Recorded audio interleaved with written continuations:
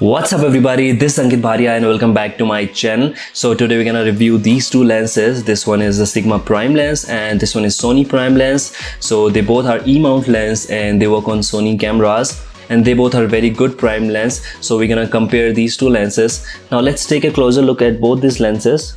This one is the Sony one and this one is the Sigma one, which is the bigger one, almost double the size of the Sony one. So we're gonna talk about the technical specifications first and then we're gonna review how this lens performs with photos and videos. So let's talk about the technical specification first. So this one is Sigma 30mm lens and this one is Sony 35mm lens.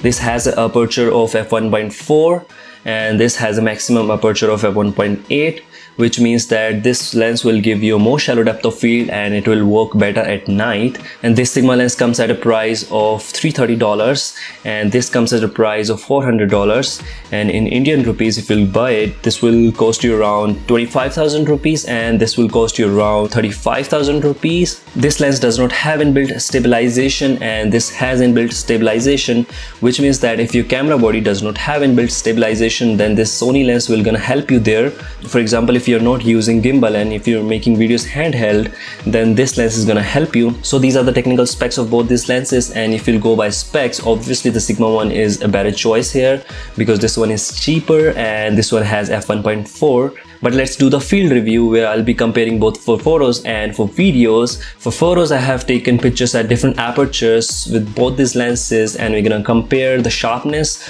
of the photos. And for videos, I have made a handheld videos and with gimbal as well. So we're gonna see the stabilization and the autofocus, how both these works on both these lenses.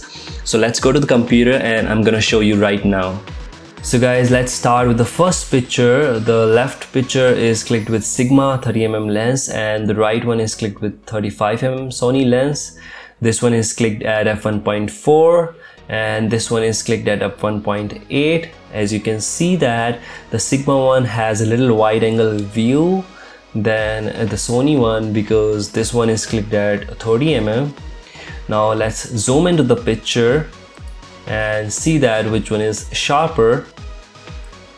As you can see that the Sigma one is little sharper than the Sony one and the background bokeh is almost same for both these photos. So this one is more sharper. Now let's go with the second photo. So this is the second picture which I clicked with f2.8 aperture. Let's zoom in. As f2.8, the face looked little sharp in this photo, the Sony one, and little soft in the Sigma one.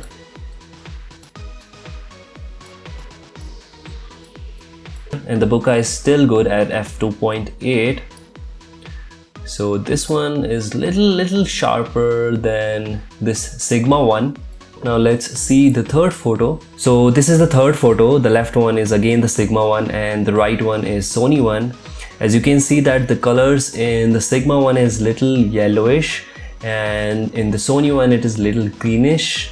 Now let's zoom in and see that. So the left one is clicked with f1.7 and the right one is clicked at f1.8. As you can see that the focus is little sharp in this photo in the Sigma one and is little soft in the Sony one. So the Sigma one is a little sharper than the Sony one. See that? The Sigma one is little sharper than the Sony one. Now let's compare the next photo. Let's compare this photo. This is again a wide angle photo and the left one is the Sigma one which is clicked at f2.8 and this is also clicked at f2.8. So let's zoom in. So this Sony one is little sharp and the Sigma one is little soft at f2.8. Okay, so this is the next picture. The left one is again the Sigma one and the right one is the Sony one. So this picture is clicked at f4. So in this picture we're gonna compare the corners and we're gonna see the purple fringing. So let's zoom into the picture and let's see that. So the Sigma one is little sharper than the Sony one but the Sigma one has a little purple fringing which Sony lens does not have much. As you can see that in the Sony lens we don't have purple fringing, but the Sigma lens has little purple fringing which you can easily remove in Lightroom or any editing software, but we get purple fringing in the Sigma lens. And let's compare another corner. See that this corner in the Sigma one is little sharper than the Sony one. If we compare the middle, it's almost similar for both Sony and the Sigma one, but the corners are more sharper in the Sigma one. Okay, so let's compare the next photo. So this is the next picture. The Sigma one is clicked at f1.7 and the Sony one is clicked at f1.8. So let's zoom into the picture and see that. So to me, they're almost similar.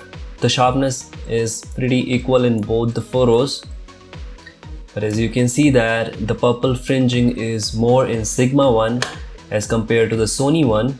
As you see that, this is the purple fringing and this is the Sony one which has less of purple fringing, but the sharpness is pretty equal in both the photos. So that was about the photos. Now let's compare the videos. So I did a lot of video tests with both these lenses to test how stabilization and the autofocus works. So the first one is with Sony lens and I'm just walking and holding the camera in my hand to test out how the stabilization works. So the footage is a little bit shaky, but it's tracking the subject really well. And here I'm also doing a rotation test to check out whether it goes out of focus or not, but it's still in the focus. The Sony lens is really good with the focus. Now let's go and watch the Sigma one. So let's see how Sigma performs. So this is the video with Sigma lens, and as you can see that this video is more shaky than the Sony one, as the stabilization is not there in the Sigma lens but it was there in the Sony lens. But the focus is good even with Sigma lens.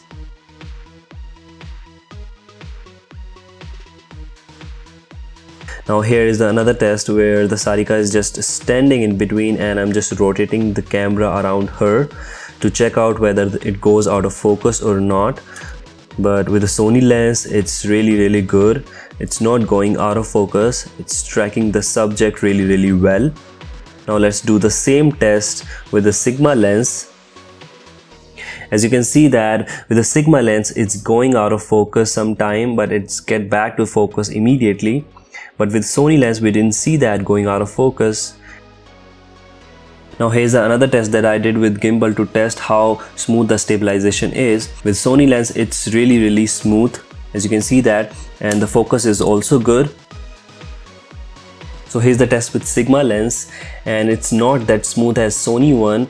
As you can see that this is a little bit shaky even with gimbal. To confirm that, I did another walking test with the gimbal to check out how the Sony and the Sigma lens works with the stabilization. With the Sony one, it still is very smooth, but with Sigma lens, I can still see that it's a little bit shaky. Here's another test where the Sarika is moving and I'm also moving with the camera and the gimbal to check out the stabilization and the focus. With the Sigma lens and the Sony lens, both are equally good. I didn't see anything bad. The stabilization works really well and the focus was good.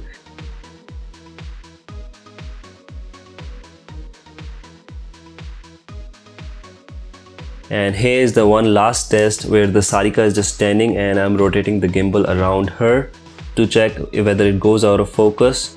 So in this case, both Sigma and the Sony performed really well.